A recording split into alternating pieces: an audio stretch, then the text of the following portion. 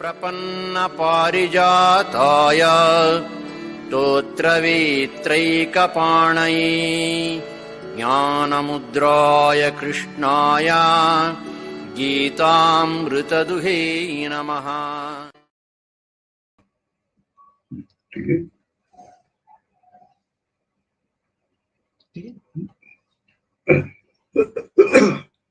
ओम प्रपन्न पारिजाताय स्तोत्रवेत्रैकपाणये ज्ञानमुद्राय कृष्णाय गीतामृतदुहे नमः. We are studying the Srimad Bhagavad Gita with Shankara's commentary. And in the second chapter, before the 11th shloka, Shankar has introduced or shown the lessons of the full Gita. And there he has discussed the Gita scheme, that is, you have to work. And without selfish interest, without thinking of the fruit, unattached and dedicated to God, then that makes for purification of the heart. And then two things happen. You become fit for remaining steady in the knowledge, and that knowledge dawns there. So, knowledge means the consciousness of yourself as God. So that dawns. And then you can proceed on that path, remain steadfast in that, and lose your remaining I, the experiencer. When so long as I is the doer, I is experiencing the world.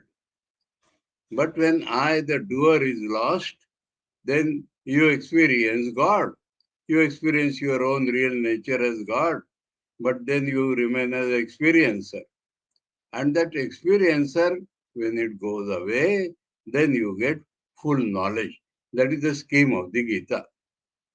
Now, against this, so many objections are raised, and Shankara has dealt with them sufficiently nicely, thoroughly, that they do not understand the meaning of knowledge.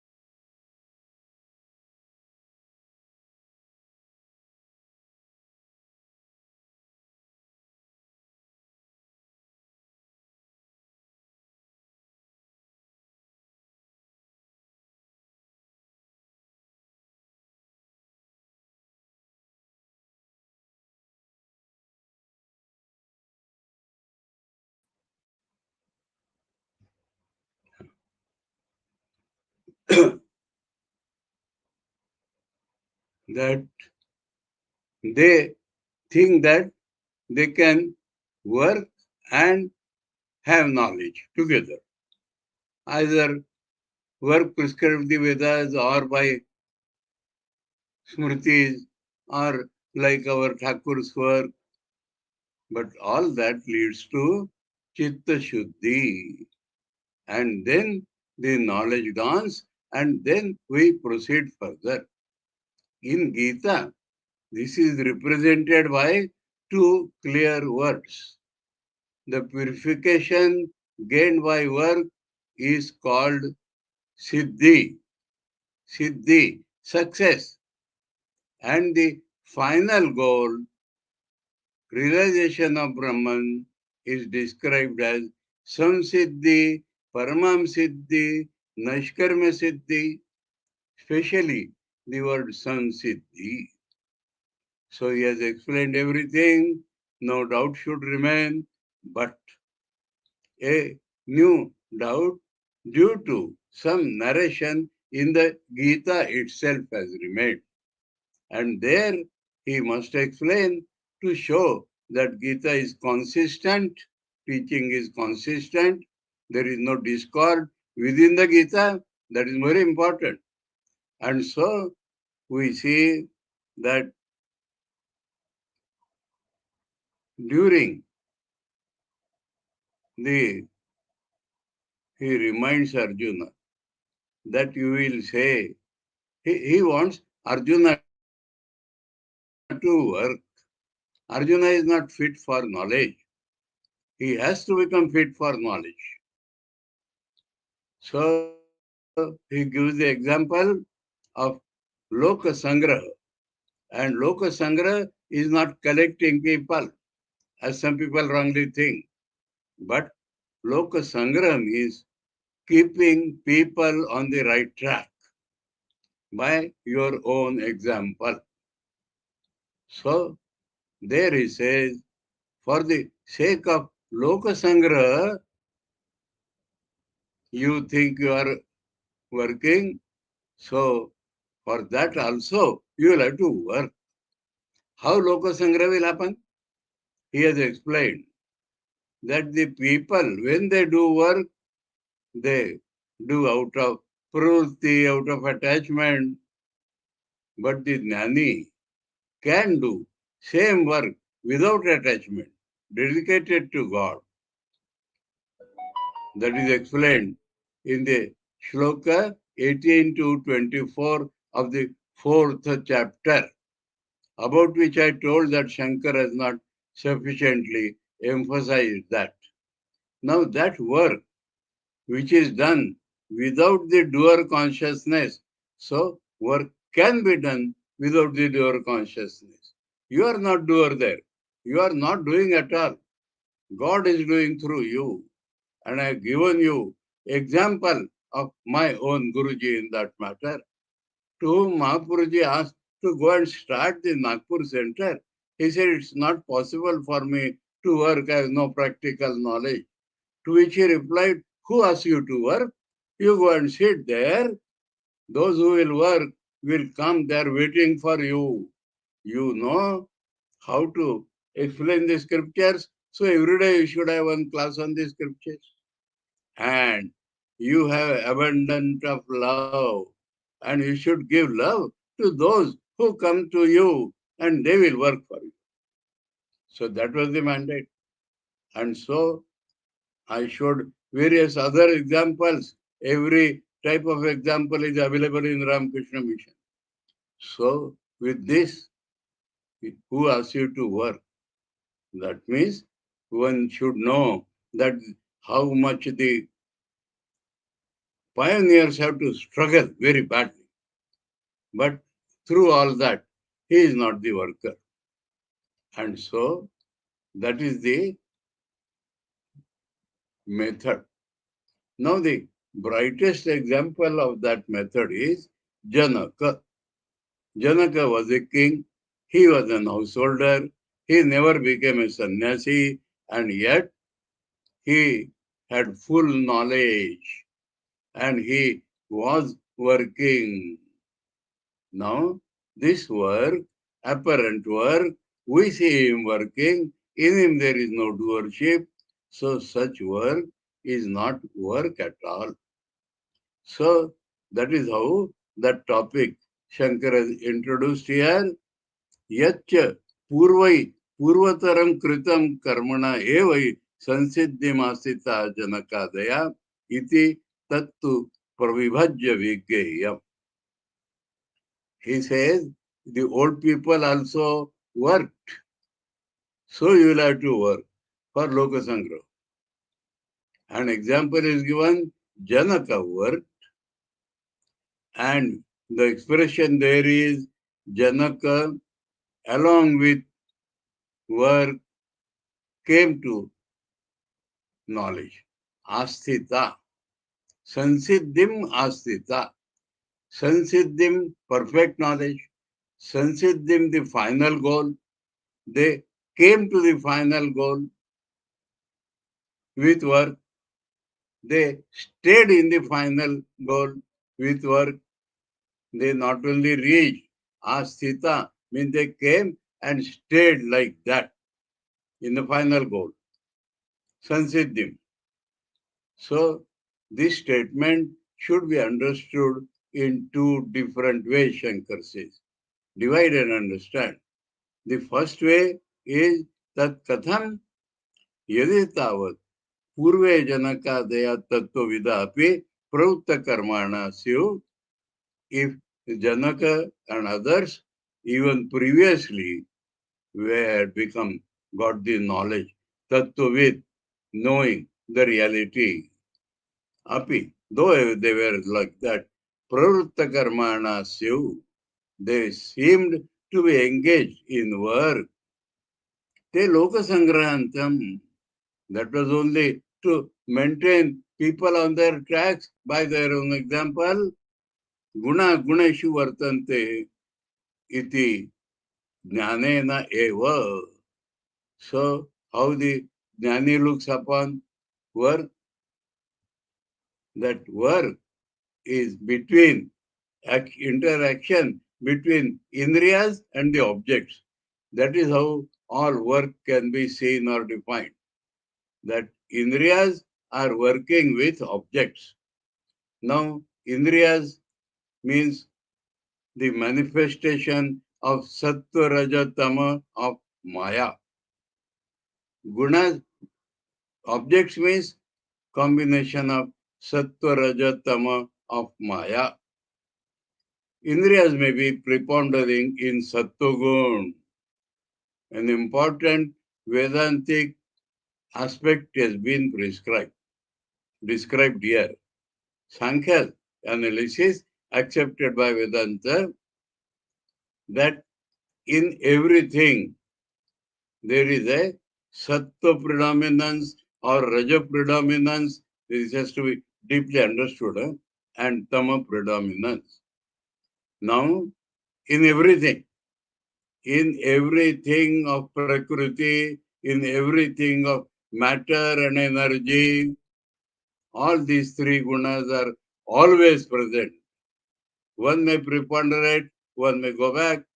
So when sattva guna preponderates, how? Don't ask. We see, we observe, that is the answer. It is based upon observation actual. Then it becomes indriyas. Same. Say Shabda Guna. The matter called effect sound. Now Shravana Indriya. Indriya by which the sound is heard. So it is Akasha Tattva but with Sattva Guna. So on this Sattva Guna is a shining one. On that the rays of consciousness of Atman fall. And it appears as if it itself is perceiver. That is the function of Sattva Guna. And same element of Akasha, when Tamo Guna is more, that is called the Shabda, the object sound. That is the only difference. And the connection, Indriya going there and touching, is the effect of Rajoguna. So, in this way, one has to understand. Now, for example, old triode wall radio, those who have seen or understood, the same wall sends the electronic waves and sound waves are raised on that. Same triode wall on this side receives those waves when we tune the wavelength. And it catches that electronic wave and sound also is caught with that. So both sides triode walls. Receiver, broadcaster. Similarly, both sides matter. This side matter with Sattvagun, that side matter with Tamogun. That is how it functions. So what is happening? Gunas are acting on gunas. Sattvagun is acting on Tamogun in every respect. Take the quality of touch. Same thing. Touch Indriya is that wind element with Sattvagun. Touch object is that very wind element with Tamogun. Touch itself may be Rajogun. Now, the form, the Teja element, the light element or Teja element, that with Sattva-guna is my eye indriya.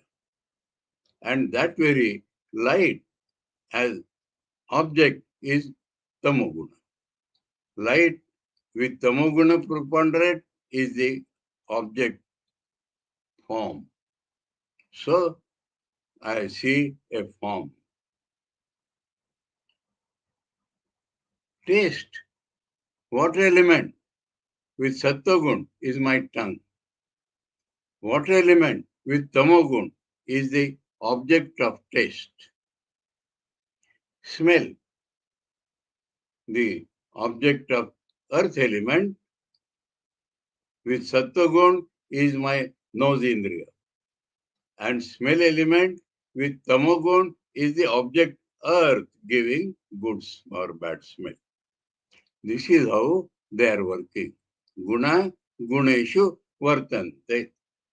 I is not involved. The main point in all this is I am nowhere there. It is the false sense that I am there. No, Jnani does not have that false sense. And so he not only understands, he not only feels, he has realized that I am nowhere in that work. So where is the attachment?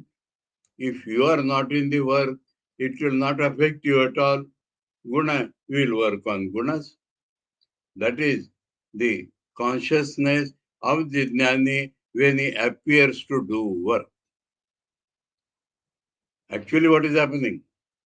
He is not working. Indriya, but can we say like that? Can anyone say like that? No. His eye is very much involved. I am the doer, I am the doer, I am the doer. So the whole thing is difference in ignorance and knowledge. Ignorance says I am the doer. Knowledge says two types one can see. Shankara says guna gunashu vartante. Or the bhakta type of jnani says that God is working, I am not working. Either God is working or Indriyas are working with objects. Neither in this nor in that, I is never there. So with that, they will appear to work. Actually, it is God who is working through their bodies.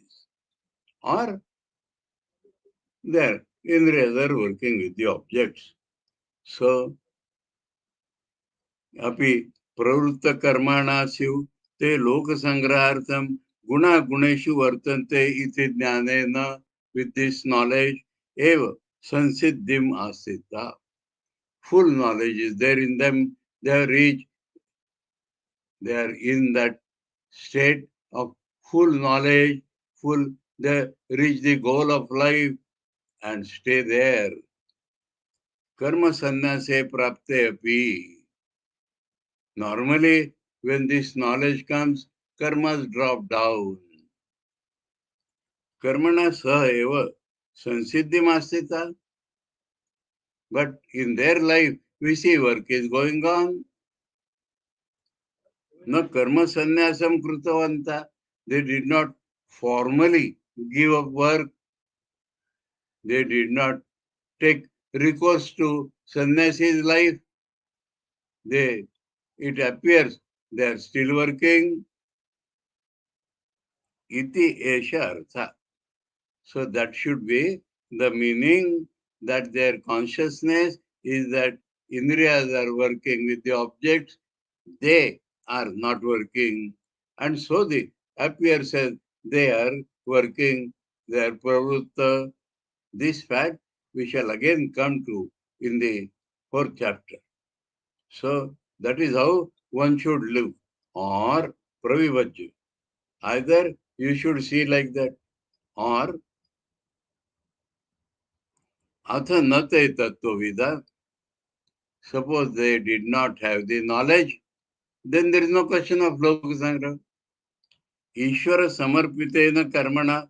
So now, if they don't have knowledge and still working, then definitely God has to be brought there. Definitely, only guna guneshwartanta is not the description now. Dedicated work to God, because their consciousness is that of Saguna Brahma, you understand. Those who don't have full knowledge, they have not realized the Nirguna aspect of God. So they feel God is the doer. That is the difference. That those who have reached perfection, for them there is no personal God even.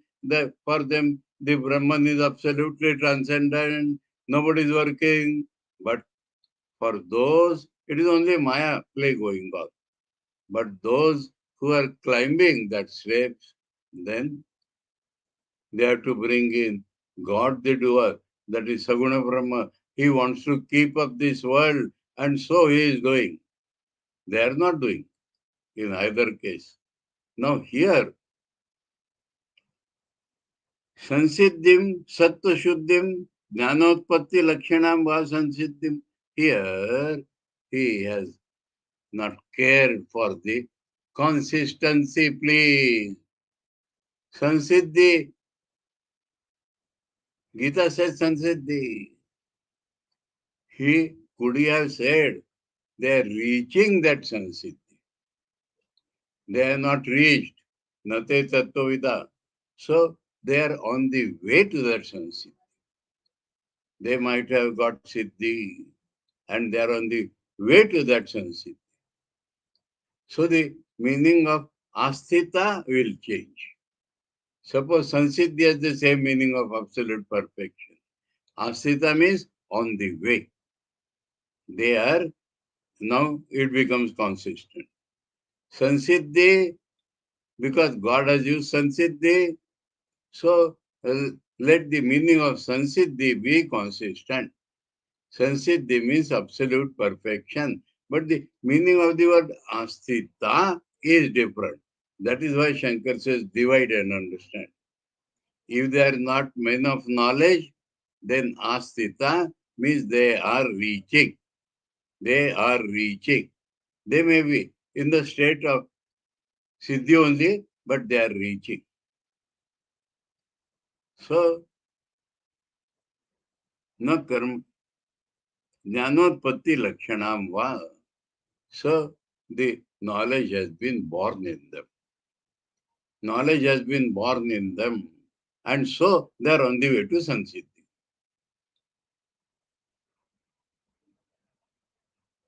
Sattva Shuddhim, one meaning. Jnanotpatti lakshanam, another meaning. Sattva Shuddhim, purification is what is they are aiming. So, that is also on the way to Sansiddhi. Either by Ishvara Samarpitena karma, they are on the way to get the purification, is one meaning. And they got the purification.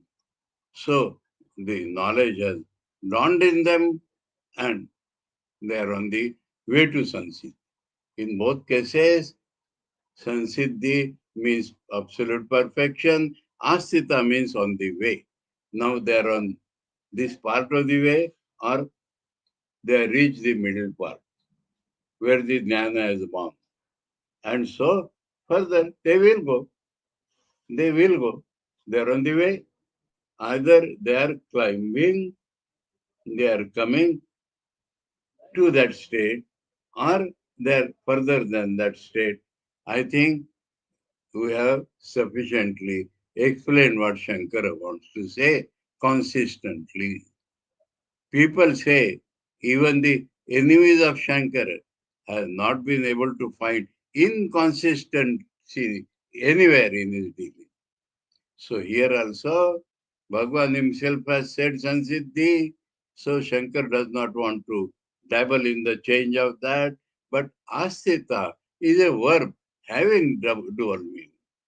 Asthita means reached and Asthita means on the way. So through this, Shankar says, we can divide and understand. If they were men of knowledge, then they were doing for people, and so their knowledge was guna guneshu vartante. But if they had not reached the knowledge, then they were on the way. So Asthita means on the way. In this way, that matter also is explained. Iti Vakyayam. That is how it should be explained. That is how it should be understood, Janaka and others. Etameva artham vakshati Bhagavan sattva shuddhaye karma kurvanti iti. So all this is summed up by Bhagavan himself in the word yogina karma kurvanti sangam tyaktva atma shuddhaye. Sattva shuddhaye, atma shuddhaye. Both meaning the purification of the heart, purification of the internal organ. So the whole work is there, and that leads to knowledge being born there, and external appearance of work can be there, as in Janaka, etc. So these are the two meanings. Swakarmanatam abhyarcha sindhim minnati manava iti uktva. So in the 18th chapter, throughout the Gita is showing. In the 18th chapter, there also they say, Bhagavan says, how a karma man will reach Sansiddhi, I will tell you. And then he says, first they will reach Siddhi by offering their work to God. Swakarmanatam abhyarcha sindhim vinnati manva iti uktva siddhim praptasya cha. There it is made very, very clear. 18th chapter, Shloka 54, 55. 54, the karma janita siddhi is explained. Asang asakta vritti sarvatra jitatma vigata spruha naishkarma siddhim paramam sannyase na adhigacchati. 49. And in 50, siddhim prapto yatha brahma apnoti. So clear, siddhim prapta is the purified man. Yatha brahma apnoti. How he realizes Brahman, that means the further course. Siddhim praptasya cha punah jnana nishtām vakshati. By knowledge has dawned in him, and now he is steadfast in the pursuit of knowledge till that eye dissolves. Iti. Jnana nishtām vakshati. Siddhim prapto yatha brahma ityadina. Tasmat gitasu kevalat eva tattva jnanat moksha prapti. So full knowledge is moksha, and that one gains by change of consciousness only. No karma samuchitat. Not combining with work, combining with doership might. Apparent work may be there, but it is not He has accepted that. Na karma samuchita. And that work is not a work at all, not to be combined. Iti nishchita artha. So we understood that definite meaning.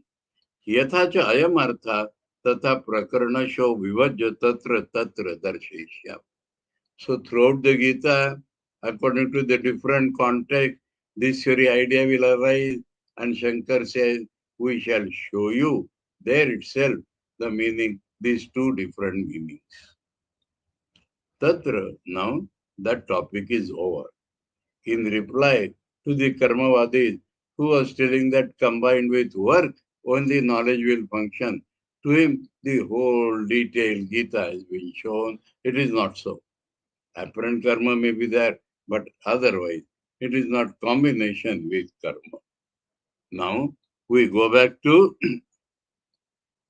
Arjuna's state, and Bhagwan will explain now.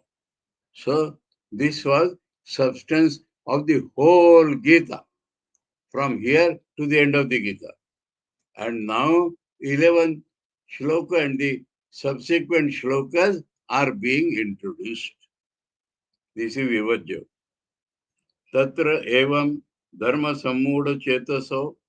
Arjuna himself has said, I am dharma sammuda. I am confused about what is my righteous path or not. Mati shoka sagare nimagnasya. And he is merged, drowned like in a huge ocean of sorrow, because he feels I should not do any mistake on the path. Because of his attachment, he thinks he is killing. And these two things combined have drowned him in a big sorrow ocean. Nimagnasya Arjunasya Anyatra Atmajnanat Uttaran Apashyan. Now Bhagavan saw that without the knowledge of the real nature of the self, the shoka, Arjun said, it will not go by three kingdoms also. And that is very true. It is not going to go by any secular means, please. Any depression in life cannot vanish by some, oh, this, you are happy, see this happiness, see that happiness. In that way, permanent solution is not there for depression. All depressions are caused by we not realizing our own real nature. And that cannot go by any other means permanently. That can go only by our knowledge of our real nature. Once even we think of the real nature, that depression will go, not otherwise. So, Anyatra Atmajnanat Uddharanam Apashyan. Bhagavan cannot give him that knowledge immediately, but he will change his thinking on lines with that knowledge. And when the thinking is changed, depression will go.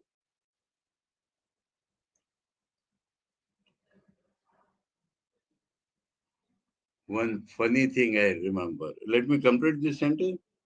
Apashyan Bhagavan Vasudeva. So that incarnation, that apparent man who is really God, Tata Arjunam Uddidharayeshu, and he has a desire of lifting Arjuna from that sorrow ocean. Atmajnanaya Avatarayan. So he is, Avatarayan means bringing down in life, in practical words, the nature of the self. That is how the 11th shloka will begin. Here I remember something funny from my childhood. I have seen my father. He had one definition of faith in God. If he saw anybody depressed or with negative thought, immediately he would retort and say, don't you believe in God?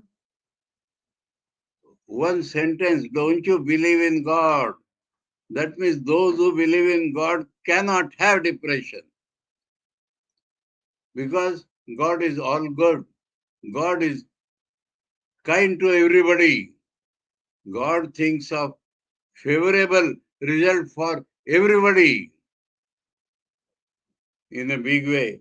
Let us go to Ramakrishna Swamiji. When in Chennai, he had no food to eat. Once the condition was so bad that he said to the devotees, to God himself, to Bhagavan Ramakrishna, he said, I will go to the beach, collect sand there, and offer you that sand, and I will push that sand in my stomach. In that condition, somebody said, it seems God is not kind to us. Shashi Maharaj, Ramakrishna said, don't, no, never talk like that. God is kind by his nature. There are two types of kindness, the pleasant kindness and the unpleasant kindness. Now we are passing through the unpleasant kindness. Then the turn of pleasant kindness also will come. But don't say God is not kind. So this in a faith sense. Shashi Maharaj had that realization. But in a sense of belief and faith, my father had that. And so no question of negative thought would ever come. No depression had no place there at all. No negative thought, no depression. One answer. Don't you believe in God? So if you believe in God, you see, great lesson, isn't it? So I remembered. It may be the beginning of that which Shashi Maharaj represented. So, Atmajnanaya Anyatra Apashan did not see that without the faith in Atmajnan, without thinking of the real nature of Atman, there is no way this depression will go. On the other side, if one thinks of Atmajnan, the depression is sure to vanish. And that is how God has dealt with in this Gita. So, we come to the 11th shloka now.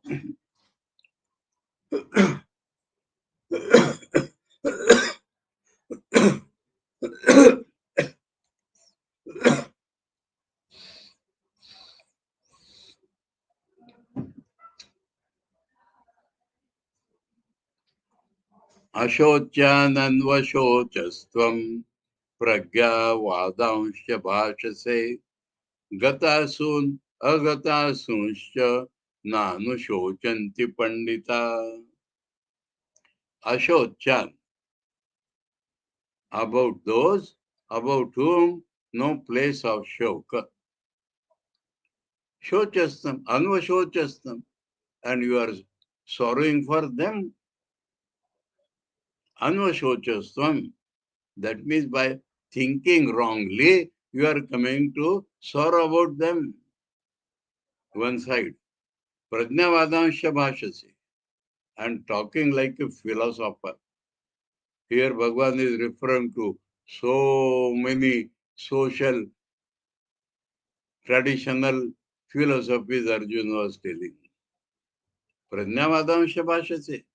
You appear as if you are talking as a great scholar. Remember, gatasun, agatasunshcha. Asu means pranas. Gatasuns means dead. Agatasun's means living.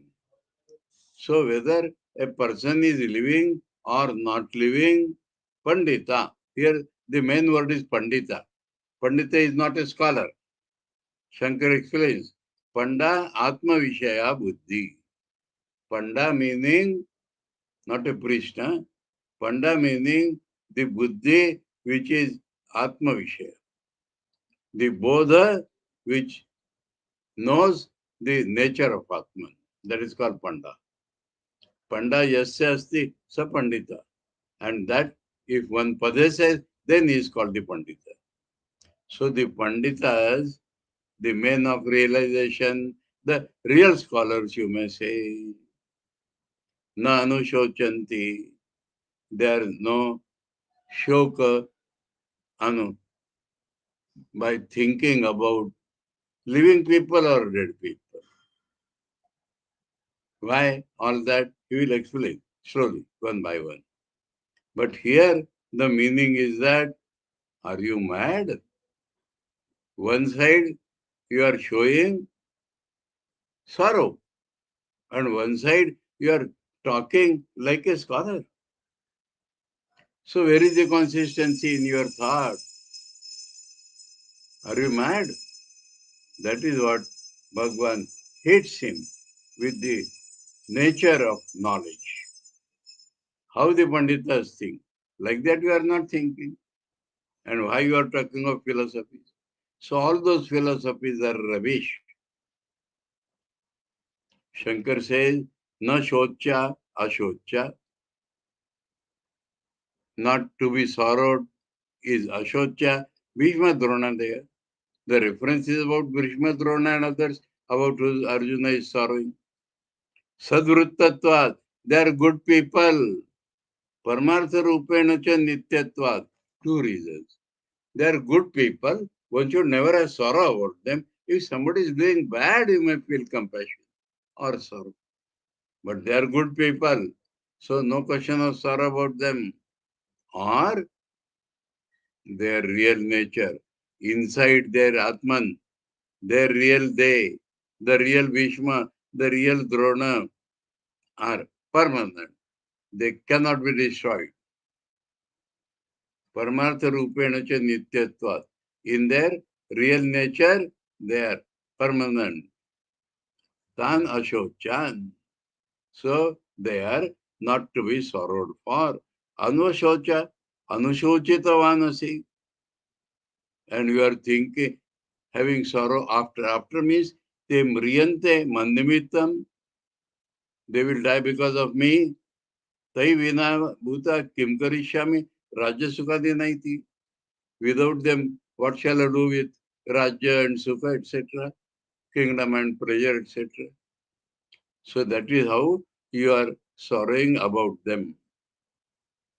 Tam prajnavatan, buddhimatam, scholars, intelligent people, vadancha, vachananicha bhashase.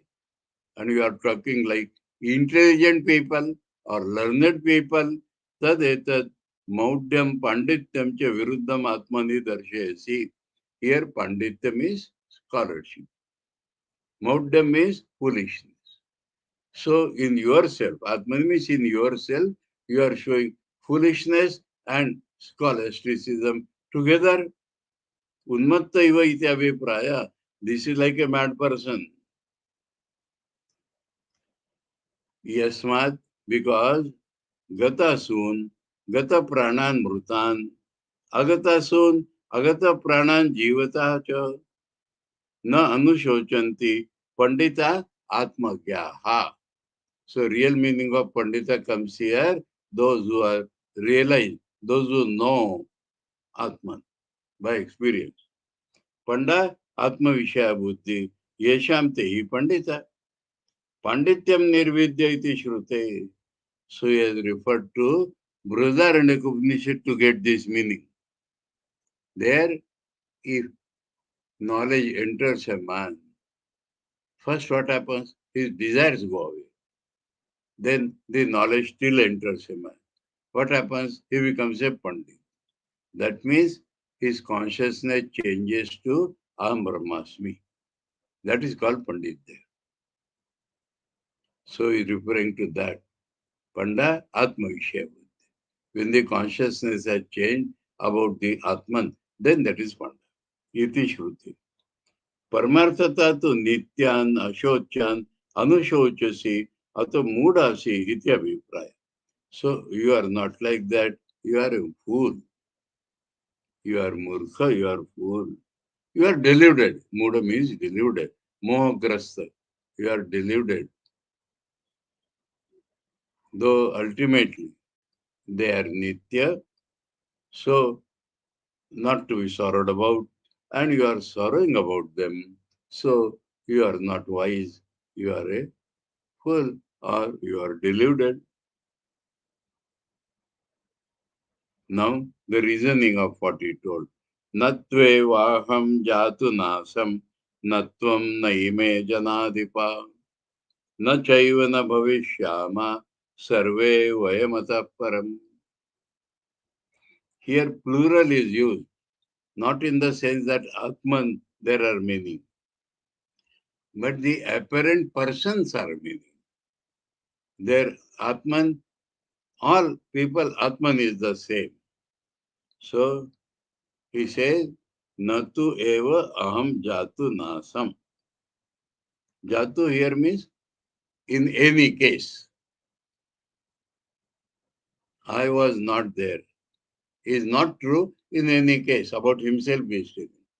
I was not there is not true in any case. Na asam, kintu asam eva. I was always there. Atiteshu devotpatti vinasheshu. In the past, Deha was coming and going, being born and died. But I was never dying. Nityam eva aham asam iti avipraya. So, natu eva jatu nasam, negatively talked, means I was always there. Tatha na tvam na asi. Kintu asi eva. You were also not there. You are always there. Tatha na ime janadipa na asan. Kintu asan eva. Similarly, all these kings were never not there. Always there. Tatha, that is past tense. Tatha nacha eva te bhavishyama. Not that they will not be there in the future. Kintu bhavishyama eva sarve. So you, I, all these people, all will always be there in the future. Not in the present form, not with these bodies, but the reality is never going to vanish. Asmat deha vinashat paramuttara kale api. What you will do? You will destroy this body of theirs. You cannot kill their soul. So even after destruction of these bodies, Trishu api kaleshu nitya atma swarupena iti artha. In their real nature, all three times, past, present, and future, they are permanent.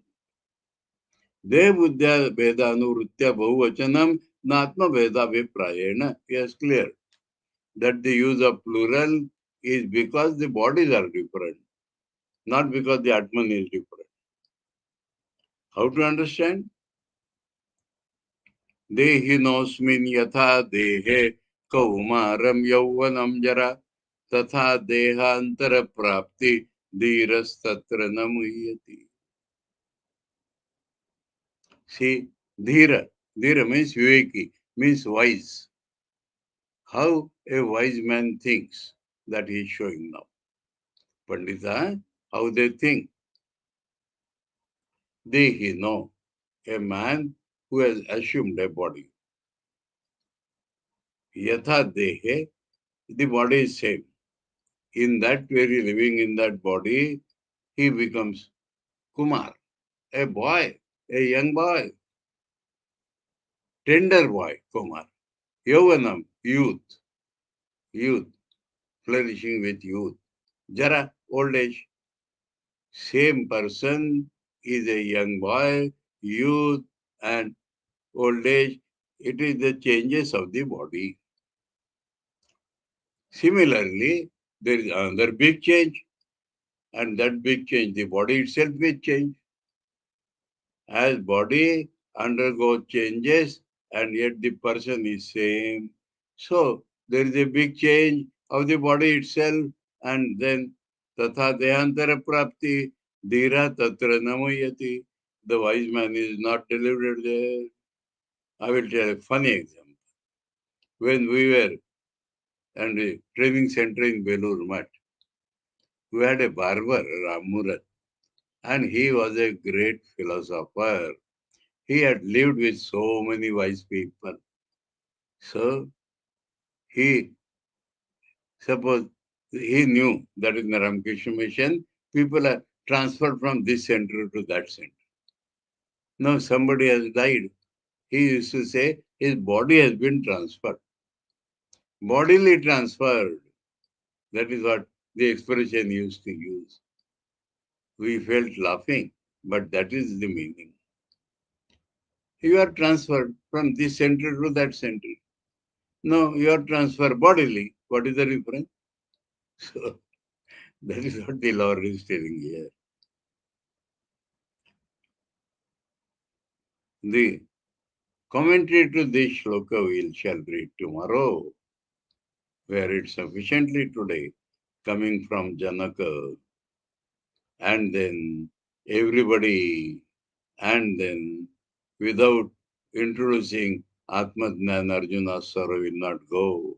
And then Bhagavan tells Arjuna, you are behaving like a mad, deluded mad person because you are talking like a wise man, behaving like a fool. And then he says, never, any one of us was never absent, any one of us will never be absent. The body changes. There is another big change of the body itself, in that wise man will not be deluded. He will see the same Atman in all the bodies, in the different bodies, in the change of bodies, in the transformed bodies. He will see the same Atman. And so, you should not sorrow. The commentary to this 13th shloka, we shall see tomorrow, and many shlokas will flow in this very direction till Arjuna becomes convinced. Om Paratatve Sada Lino Ramakrishna Samagya Yo Dharma Sthapana Rato Vire Shamtam Namamyam Om Shanti Shanti Shanti Hari Om Tat Sat Shri Ramakrishna Arpanamastu.